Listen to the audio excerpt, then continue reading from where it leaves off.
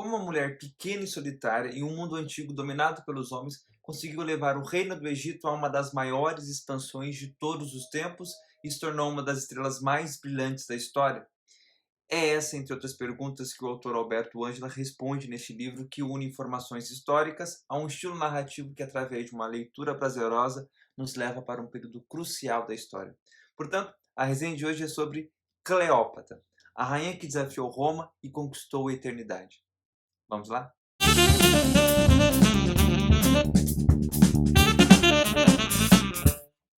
Tudo bom, pessoal? Hoje nós vamos falar sobre Cleópatra. É um livro do Alberto Ângela, que é um jornalista, um escritor paleontólogo, que foi muito feliz em reunir fontes, vou mostrar para vocês, fontes visuais, bastante fontes visuais de boa qualidade, com fontes escritas de historiadores da antiguidade e historiadores modernos. E fez uma narrativa que faz você gostar demais do assunto. Eu falo isso porque a antiguidade clássica, entre livros de história, tende a ser muito pesado, para muitos muito chato a leitura, mas este livro não é nada disso, é um livro que ficou muito gostoso de ler, porque, como eu disse, o Alberto Ângelo conseguiu ser muito feliz ao reunir fontes históricas com relatos, aí, com a imaginação dele, com uma narrativa muito boa. Algumas pessoas, principalmente os mais jovens, não gostam muito do período da Antiguidade Clássica, mas eu garanto que se tiverem acesso a este livro, vão mudar de ideia. O autor ele nos ganha logo nos 2 primeiros capítulos, ele nos faz caminhar pelas ruas de Roma, de forma que se a gente se concentrar e fechar os olhos logo após ler um trecho, a gente está em Roma. Então, é um livro que tem seu início no dia do assassinato de César, no dia 15 de março de 44 a.C., e traz detalhes riquíssimos do cotidiano dos moradores de Roma na época. E Cleópatra está em Roma, né, neste dia. Essa jovem que tem aqui 25 anos, a rainha do Egito, ela está hospedada em uma ampla propriedade de Júlio César no outro lado do rio Tibre, ou seja, fora da região central de Roma. Enfim, ela está em Roma. E não foi apenas por amor que ela está em Roma, mas também por estratégias. A gente vai falar bastante disso. O autor ele deixa muito evidente nas descrições da cidade que Roma de 44 a.C., ou seja, perto do fim da República, e que já possui aqui por volta de 1 milhão de habitantes, ainda não era a cidade esplêndida e monumental que vemos hoje em filmes e romances. Ela é uma cidade mais pobre e simples, né? Tanto nos monumentos quanto na arquitetura. Portanto, embora Roma já seja naquela época um centro político do Mediterrâneo, ainda não tem o papel de motor cultural e econômico pela qual será reconhecida ao longo da história. Mas qual é a narrativa do início do livro? A narrativa inicial do livro é o passo a passo da conspiração e conclusão do assassinato de César, e com muito suspense, né? O autor ele traz Artemidoro, que é um filósofo grego amigo próximo de César, que corre contra o tempo para levar uma mensagem de alerta para César, ou seja, Artemidoro quer levar uma mensagem que advertia o amigo de que alguém estava tramando matá-lo. E é através dos passos do Artemidoro que a gente vai caminhando pela cidade de Roma, entre ruas e becos. Portanto, o que o livro traz logo de início é basicamente o amanhecer do dia e os antecedentes do assassinato de César. E sobre o amanhecer, temos detalhe da rotina matinal, desde o café da manhã até a maquiagem de Cleópatra. É importante. Então, temos a rotina dessa rainha estrangeira em Roma, que é amante de César, já que César é casado, e César também é amante de Cleópatra, já que ela também é casada, no caso, casada com o seu irmão, seguindo aí uma tradição ptolomaica. Sobre o assassinato de César, o livro traz um capítulo inteiro, desde o acordar de César, do acordar dos seus conspiradores e do ato em si, as famosas 23 punhaladas. E é bom deixar claro, novamente, que é um marco deste autor, que é mesclar o fato histórico com uma narrativa que prende a gente, né? Ou seja, sabemos do assassinato em 44 a.C. de César, mas lendo este capítulo, nos deparamos com uma narrativa detalhista e entramos de vez na história e acabamos assistindo todo aquele suspense, tipo, será que alguém vai alertar César ou não? Ou seja, mesmo sabendo do desfecho, chegamos até mesmo a imaginar como o assassinato poderia ser evitado.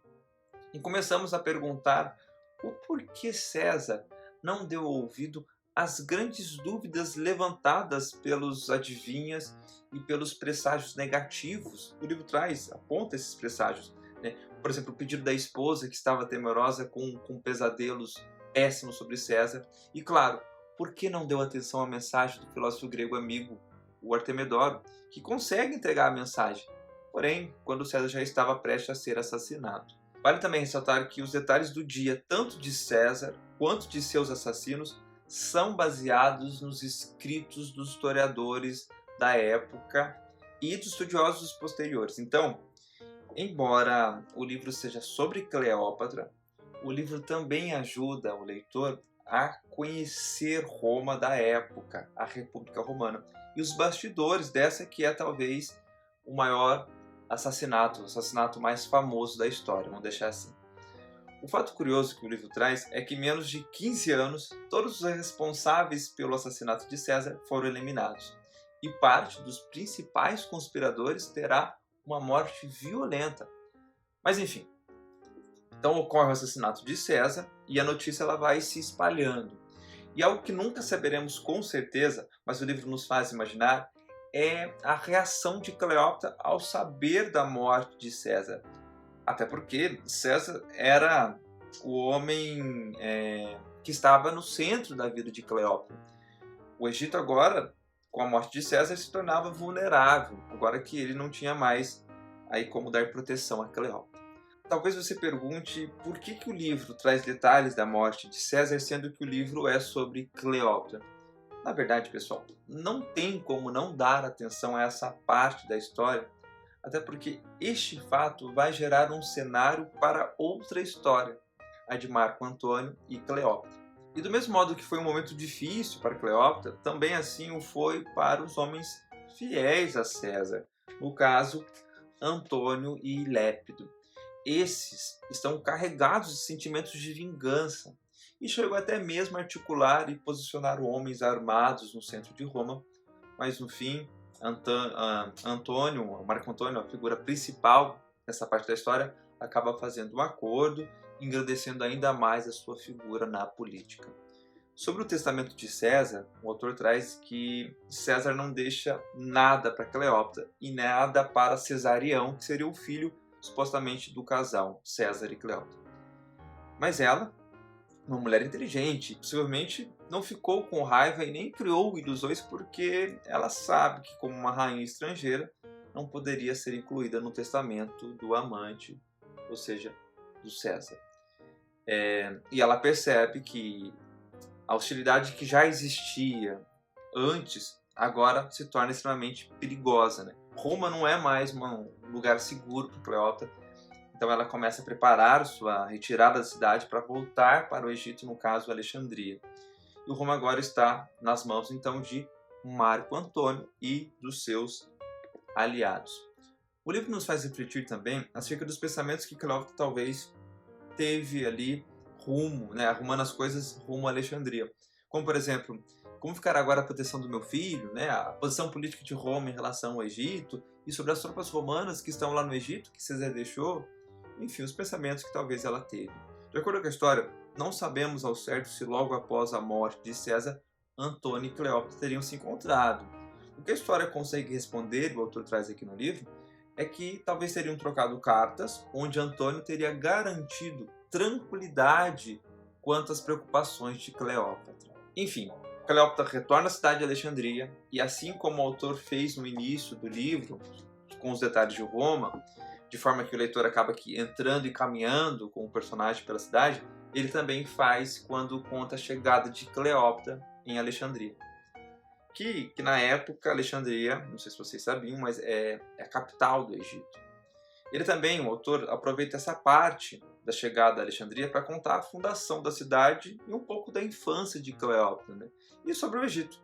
O Egito que nessa época, não podemos esquecer que está em declínio há várias décadas, dilacerado por contínuas batalhas políticas internas e que torna cada vez mais refém e dependente de uma nova superpotência que se expande no Mediterrâneo, no caso de Roma. Então, o que temos aqui é César, que está morto, e Cleópatra, que volta para Alexandria. E na metade do livro temos Cleópatra, que tem como objetivo proteger a si mesma, proteger Cesarião e o Egito. Então, ela vai ter que encontrar uma maneira para fazer isso. E Roma? Roma como está? Na República Romana, temos Antônio, que é um líder indiscutível e faz o que quer, e também temos Otaviano, que é um garoto inexperiente, mas que dá início a uma série de golpes políticos importantes que o torna querido pelas pessoas. O livro traz Otaviano fazendo acordo com Antônio e realizando a famosa Marcha sobre Roma. E depois temos aqui a formação daquele que ficará chamado de Segundo Triunvirato. O que temos então em seguida são esses triunviros colocando suas desavenças de lado para criar uma frente contra os assassinos de César, ou seja, Cícero, Brutus, Cássio, entre outros. E parabéns ao autor que conseguiu descrever muito bem as famosas listas de proscrição, que trouxe pânico na República Romana. É muito famosa essas listas. Após o término dessas batalhas, pessoal, Marco Antônio ele se torna de fato um líder absoluto, o homem mais poderoso de Roma, e em seguida Marco Antônio parte para o Oriente e Otaviano para Roma. E o que querem cada um nos seus lados, né? Marco Antônio, nos meses que permanece ali na Ásia Menor, ele convoca soberanos e chefes de comunidades religiosas de diversas cidades da região para obter consensos e tecer numerosas alianças que lhe serviriam aí como base para a guerra contra os partas lá na Turquia. Os partas que César estava prestes a atacar se não fosse assassinado. E claro que Antônio quer também consolidar o seu próprio poder na região do Oriente. E se ele está convocando soberanos do Oriente, é claro que ele vai convocar quem? Cleópatra, né? A rainha do Egito. E aí temos que refletir, e o autor faz isso, sobre o que Cleópatra, agora convocada a comparecer na presença de Antônio, tem em mente.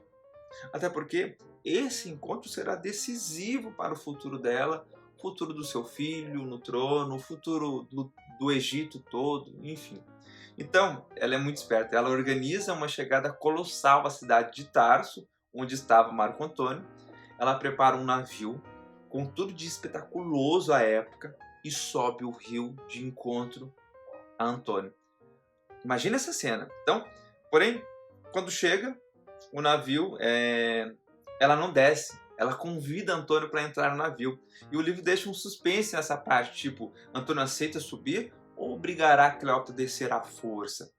O que acontece é que ele sobe a bordo juntamente com seus homens mais importantes, e esse é o momento de Cleópatra jogar todo o seu poder de atração, que funcionou com César no passado, para usar agora com Antônio. E ele se rende a tudo isso. A questão que fica é: Cleópatra conquistou Antônio apenas por cálculo político ou também se apaixonou? Enfim, Cleópatra fica em Tarso por apenas alguns dias, só o tempo necessário para obter garantias cruciais para si mesma e para o seu país. Antônio reconhece Cesarião como legítimo soberano do Egito, em troca do apoio da rainha do Egito na expedição contra os partas. Cleópatra também conseguiu que Antônio eliminasse todos os inimigos perigosos dela, ou seja, Antônio ordena o assassinato de todos os possíveis pretendentes ao trono do Egito que poderiam destronar Cleópatra e seu filho. Após 8 semanas, é Antônio que vai até ali em Alexandria.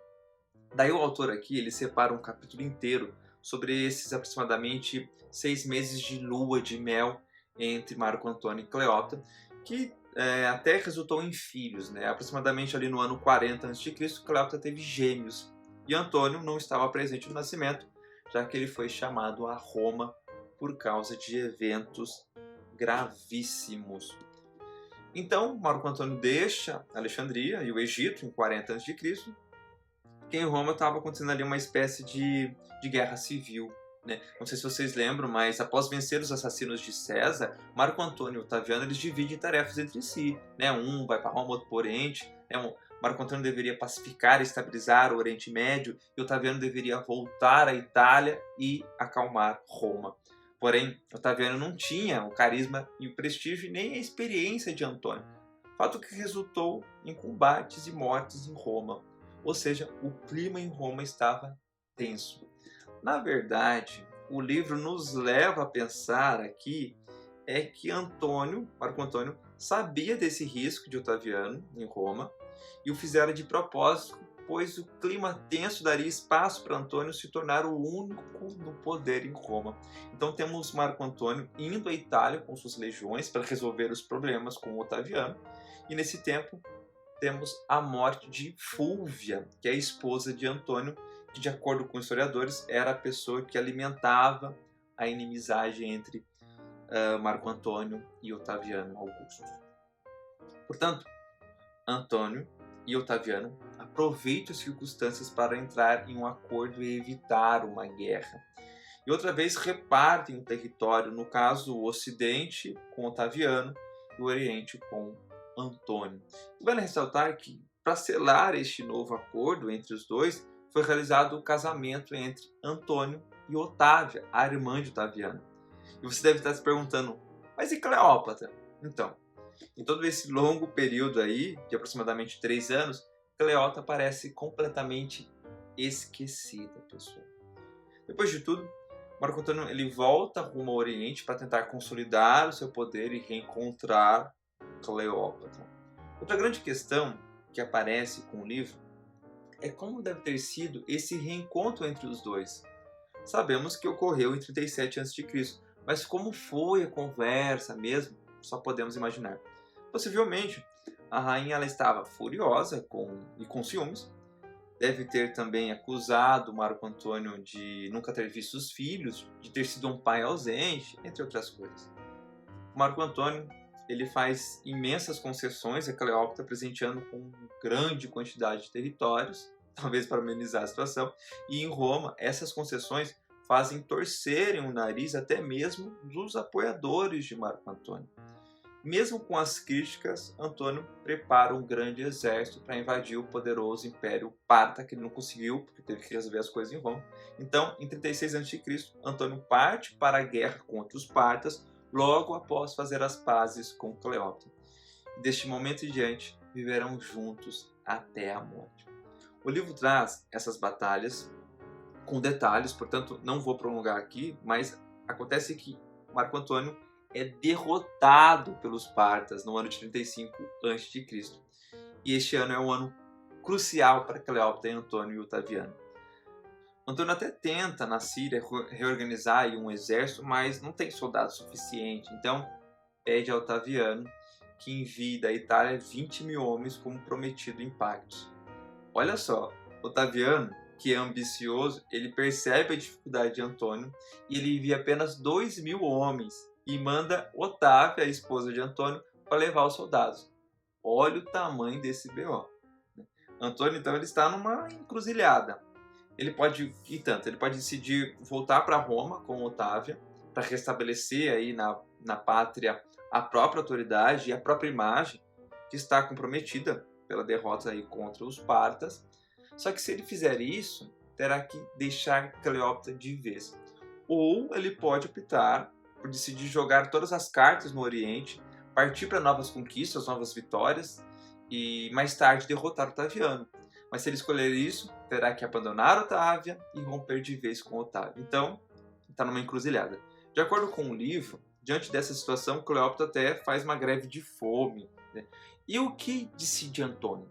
Então, não sabemos se foi por amor ou por estratégia política, mas no fim, Antônio acaba escolhendo Cleópatra e Oriente. Depois ele vence a Armênia e tenta retomar aí algum pouco de seu status, né? Na ocasião da comemoração de vencer a Armênia, ele acaba que afirmando em público que Cesarião é o herdeiro legítimo de César, o que é um verdadeiro ataque ao Otaviano, enfim, né? Em Roma, pessoal, nessa mesma época, aí, o povo está totalmente desiludido, né? Há muitos anos Antônio não retorna a Roma, né? E os boatos a respeito de sua submissão em relação a uma rainha estrangeira, no caso de Cleópatra, divide opiniões em Roma. Otaviano também aí reage negativamente, considerando uma afronta o fato de Cesarião ter sido apresentado por Antônio como o único descendente legítimo de César, e aí vai, né? Então o livro ele traz que começa dessa maneira uma verdadeira guerra de propaganda à distância, na qual Otaviano e Antônio se atacam com todos os tipos de golpe baixo, e a sociedade romana aí se encontra agora dividida em duas partes, né? Os que apoiam Otaviano e os que apoiam Antônio, e é claro que Cleópatra também será atacada aí nessa guerra de propaganda. O autor traz até que foi justamente nesse período que a história impôs a Cleópatra a imagem de uma mulher perversa. No fim de 33 a.C., já é evidente que a relação entre Antônio e Otaviano está comprometida e a guerra é inevitável. Otaviano consegue atrair o povo e os poderes econômicos e financeiros ao seu lado. Assim, ele convence o Senado a tirar o cargo de triunviro de Antônio, assim como todos os seus outros poderes, né? Depois disso, Otaviano pede ao Senado para declarar guerra a Cleópatra. Em 32 a.C., Antônio e Cleópatra organizam um exército colossal, composto por romanos, egípcios e exércitos aliados de reis vassalos. E além de formar, pessoal, uma potência militar terrestre, eles também vão unir forças navais. E é claro que Otaviano também mobilizou um enorme exército terrestre e também uniu forças navais. Então, pessoal, já dá para ter uma noção aqui da guerra que foi isso, né? E nesta guerra, temos a famosa Batalha de Ácio, em 31 a.C., onde teremos a vitória de Otaviano e a fuga de Cleópatra e Antônio do combate. Os detalhes dessa batalha, gente, o autor traz de forma riquíssima aqui. Dá até a impressão que estamos lá assistindo de camarote. E nos últimos 2 capítulos deste livro, temos o drama de Antônio e Cleópatra frente à derrota e à morte que se aproxima. Até porque a derrota pesa demais para ambos. Eles, após fugirem ali do combate, eles vão para Alexandria, onde agora o exército vitorioso de Otaviano está se dirigindo. Marco Antônio e Cleópatra compreendem como tudo vai terminar, sabem que morrerão, né, em Alexandria quando o Otaviano chegar, né? E é outono, pessoal, então as tropas de Otaviano chegarão depois do inverno. E este intervalo aí dá tempo para Antônio sonhar com uma tentativa de montar uma estratégia para vencer Otaviano quando ele chegar em Alexandria, e também neste tempo, tanto ele como Cleópatra enviam cartas tentando chegar a um acordo com Otaviano, mas tudo é inútil. Cleópatra chega até a construir um grande mausoléu para eles. E chega o verão de 30 a.C., Otaviano está pronto para iniciar um ataque maciço contra as forças residuais aí de Antônio e Cleópatra. O livro ele está recheado de detalhes, como por exemplo a espera angustiante dos que estão em Alexandria. Mostra também aqui Cleópatra escondendo os tesouros reais, os avanços dos soldados aqui e ali, enfim. É nessa parte que o livro fica dramático no bom sentido, principalmente quando traz as narrativas dos historiadores antigos. Cleópatra, então, de acordo com o livro, na manhã de 1º de agosto, sem esperanças, decide que não quer ser pega no palácio e se encaminha para o mausoléu que mandou construir. Então ela faz algo que até hoje gera muitas perguntas entre historiadores. Ela envia a um servo, Antônio, e manda dizer que ela está morta. Os estudiosos não chegam a uma resposta única. Há quem interprete aí o gesto dela como uma clara decisão de abandonar Antônio para entabular uma negociação com Otaviano, já que a notícia da morte faria Antônio facilmente cometer suicídio. E há também historiadores que digam que foi um último gesto de amor, ou seja, induzir o amado Marco Antônio a suicidar-se para morrer de forma honrada e não assassinada por Otaviano. O fato é que nunca saberemos como tudo aconteceu. O que sabemos é que a notícia de que Cleópatra se suicidou teve um efeito devastador sobre Antônio. Imagine só como deve estar a cabeça dele. Ele perdeu tudo. As tropas o abandonaram. O mundo romano lhe deu as costas. Seu adversário está na cidade e a mulher que ama não existe mais. Eu vou ler aqui um episódio de acordo com Plutarco, um historiador grego, e é claro que ele teatralizou aí um momento, mesmo assim merece nossa atenção. Ó, presta atenção. Ele desembaia um punhal e pede que seu fiel servo Eros o apunhale. O homem levanta a lâmina para atingi-lo, mas assim que o patrão vira o rosto, Eros golpeia a si mesmo com violência, caindo aos pés de Marco Antônio. Ele o olha devastado e, ouvindo seus últimos gemidos, ainda de acordo com Plutarco, exclama: "Muito bem, Eros. Ao não conseguir fazê-lo, me ensinou como devo proceder." Drama após drama, Antônio agora está ainda mais solitário. Todos os que lhe são próximos não estão por perto. Cada vez mais desesperado, pega a arma e, depois de dirigi-la contra si mesmo, dá um longo suspiro. Fecha os olhos e, com um golpe seco, se apunhala no ventre. Cai de bruços sobre uma pequena cama, tomado por dores lancinantes. Não é um golpe que mata instantaneamente, mas uma ferida profunda que leva a uma morte lenta por hemorragia entre 1000 sofrimentos e tormentas. Antônio se contorce com espasmos de dor e desmaia. Todos acreditam que esteja morto, provavelmente até os guarda-costas que ficaram por perto, fora do quarto, e dessa maneira começa a se difundir a notícia de sua morte. Cleópatra, trancada no mausoléu, ouvindo a confusão crescente e o nome de Antônio gritado por alguém que passa ali perto, inclina-se para fora do sepulcro. Intuindo o que aconteceu e começando a sentir uma enorme culpa, pede a Diomedes, seu secretário pessoal, que lhe mande o corpo de Marco Antônio. Evidentemente, ela o quer por perto de si, antes que um soldado inimigo lhe cause estrago cortando sua cabeça para levar a Otaviano. Quando Diomedes chega ao quarto onde Marco Antônio se golpeou, descobre com grande surpresa que ele não está morto.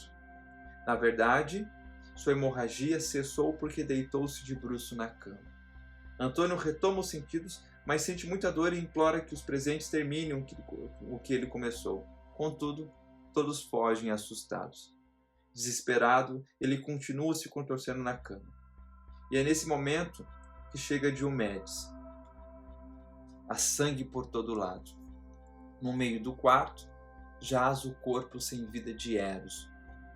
E o resto de Antônio muito provavelmente está pálido. Diomedes se aproxima e lhe diz que não é verdade que Cleópatra se matou. Está viva e o quer a seu lado. Enfim, Marco Antônio morre aos 53 anos nos braços de Cleópatra. Otaviano ordena em seguida que peguem Cleópatra viva. Então, ela se torna prisioneira vigiada constantemente pelos homens de Otaviano no mausoléu que ela mandou construir. Otaviano se torna então o controlador absoluto do Mediterrâneo e de todo o mundo antigo. Ele permite que Cleópatra celebre o funeral de Antônio e em seguida vai se encontrar com Cleópatra. Também, pessoal, de acordo com o livro, nunca saberemos com certeza como foi a conversa entre Otaviano e Cleópatra.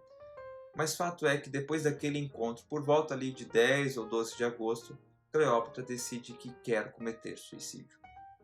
Mas como se suicidar com guardas vigiando?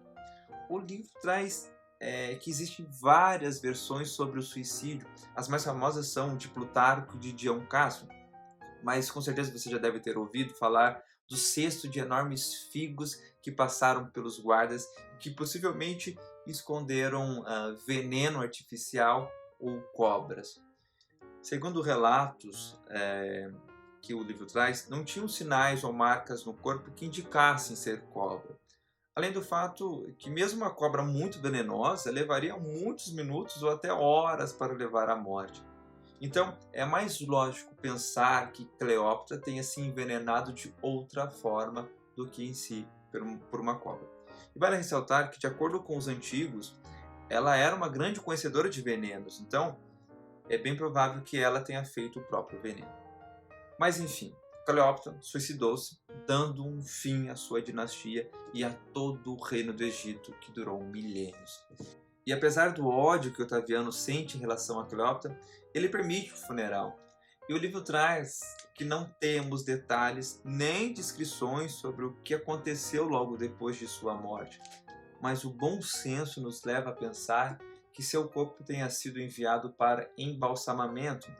Cleópatra, como a gente sabe, ela é grega macedônica, mas a sua ligação com tradições egípcias é forte. Então, por exemplo, Não sabemos quanto ouro adornou sua múmia, nem mesmo temos testemunhas do seu mausoléu. Ninguém sabe como eram as tumbas de Antônio e Cleópatra. Por quê? Porque nunca foram encontrados. E para Otaviano Augusto, a conquista do Egito representa um momento culminante para sua ascensão ao poder. Ele estabelece que o dia de sua entrada em Alexandria, ou seja, 1º de agosto, deve se tornar um dia festivo. E decide dar o seu nome, Augusto, ao mês. E vem daí o nome agosto que temos hoje. Enfim, pessoal, depois de tudo que falei aqui nessa resenha, podemos afirmar que a ausência de Cleópatra provavelmente originaria um mundo bastante diferente do que conhecemos pelos livros de história. E podemos dizer, sem sombra de dúvidas, que Cleópatra era uma mulher moderna projetada na antiguidade. E foi exatamente sua modernidade que mudou a história. E em toda a história, nenhuma outra soberana foi como ela. Talvez apenas Elizabeth I esteja em seu nível, mas com uma personalidade muito diferente, é claro. Eu encerro aqui a resenha com as palavras do autor, o Alberto Ângela, no final do livro, em sua conclusão. Olha só o que ele diz. Dizem que Cleópatra conquistou Roma ao seduzir seus líderes. Não. Na verdade, ela acabou derrotada por Roma, como vimos. Todavia, ela a cativou de outra forma, como mulher. Foi derrotada como rainha, mas venceu como mulher. Assim, a história a recordará para sempre. Até a nossa próxima resenha, pessoal.